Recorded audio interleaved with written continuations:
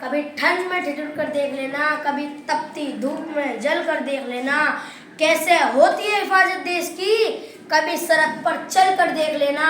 दोस्तों, हमारे देश को आज़ादी मुफ्त में ही नहीं मिली।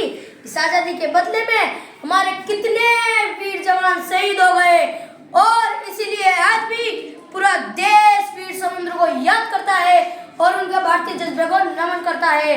आज का 77 साल का भारत प्रगतिशील, सम्मानित और शांतिप्रिय देश के तौर जाना जाता है। मैं उस भारत से आता हूँ जिसके होठों में माँ गंगा और हाथों में तिरंगा है।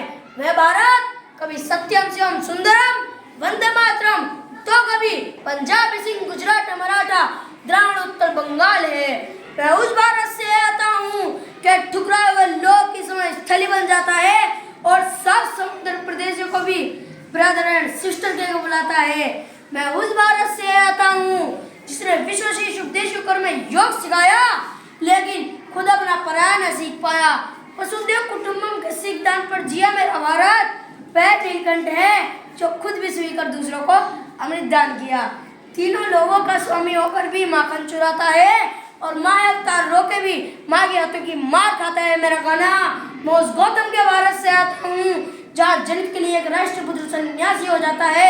मैं उस राम के भारत से आता हूँ जहाँ पिता की एक बात पर बेटा सिंहासन त्याग कर वनवासी हो जाता है। मैं उस भारत से आता हूँ जो एक कुंवारी माँ को माँ कुंती नाम से आता है और 5 पति वाली द्रौपदी को देवी मानता है। मेरा भारत आकाश सा बलवान है फिर भी धरती सा धैर्यवान है। मेरा भारत प्रेम का पुण्य लोक, अहिंसा का जन्म स्थान है। लेकिन नारी का अपमान हो जाए तो यहाँ बच्चा बच्चा अनुमान है। पढ़ो हमारा इतिहास जो हमारे मस्तक पर छपा है। एक दुशासन ने हमारी बेटी का आंचल खींच लिया तो हमने 100 भाइयों की चिता जला दी।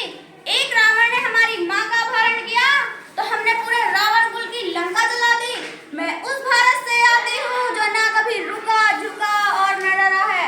मैं उस भारत से आती हूँ जो वीरता की वसुंधरा है। मैं उस भारत से आती हूँ जो शांति का पहला संकनाद और मानवता का अंतिम आसरा है। आज अपना परिचय इसलिए दिया क्योंकि प्रणाम करके परिचय देना हम भारतवासियों की परंपरा है। आज आजादी के बाद एक एक नागरिक नए भारत के निर्माण में हाथ बटा रहा है और आज देखो ये नया भारत इंडिया 2 जो घर घर तिरंगा लहरा रहा है। जिस दुनिया ने भारत को थर्ड वर्ल्ड कंट्री कह के भारत एशिया में डाल दिया, आज वही 21वीं सदी का नक्शा बनाती है तो भारत सबसे टॉप पर नजर आता है।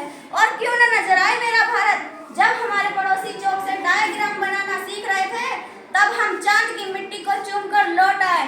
तभी सब सुनते थे भारत यूं ही रह जाएगा, हिंदुस्तान के दिन कभी नहीं बदलेंगे। आज पूरे विश्व के कामयाब लोगों की लिस्ट बनाओ तो 10 में से 7 हिंदुस्तानी निकलेंगे। और दोस्तों, ये तो बस शुरुआत है, अभी तो और ऊंचा होगा मेरा तिरंगा और बुलंद होगी हमारे इरादों की इमारत। अब बस 20-25 वर्ष और फिर पूरी दुनिया कहेगी मेरा भारत महान है। जय हिंद। अंत में मैं कुछ लाइन कह के अपनी वाणी को विराम दूंगी कि ना पूछो जमाने को क्या हमारी कहानी है, ना पूछो जमाने को क्या हमारी कहानी है। हमारी पहचान तो ये है कि हम सिर्फ हिंदुस्तानी हैं।